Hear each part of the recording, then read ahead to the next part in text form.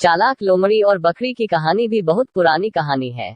एक बार की बात है, कहीं दूर किसी जंगल में एक बार काफी गर्मी पड़ रही थी।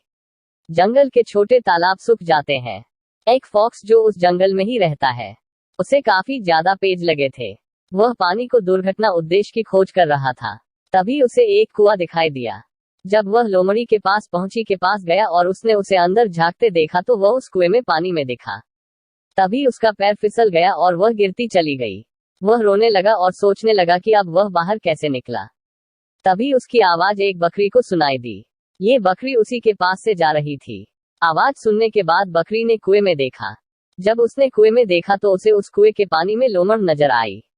याकूब ने कहा, फॉक्स सिस्टर, तुम इस कुएं में क्या कर रही हो? इस पर फॉक्स के दिमाग में एक योजना बनाई गई है। उस फॉक्स ने कहा, बाहर काफी गर्मी है, इसलिए मैं इस कुएं के अंदर हूँ और इसके साथ ही इस कुएं का पानी काफी ठंडा और मीठा है। अगर तुमको यकीन ना हो तो तुम खुद आकर देख लो।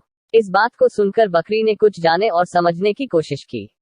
वह तुरंत उस कुएं में कूद गया। कुएं में जाने के बाद उसने पानी पिया।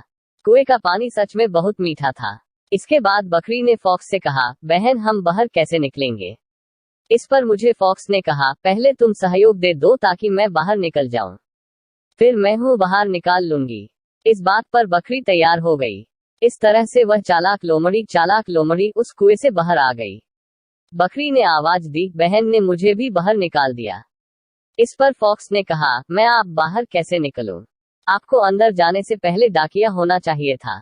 ये कहकर फॉक्स वह चला गया और बक कुएं के अंदर रोने लगा। इस कहानी से हमें सीख मिलते हैं कि हम हमेशा किसी के कहने पर नहीं चाहिए। किसी को भी काम करने से पहले उसके बारे में डाक और जमा करना होता है।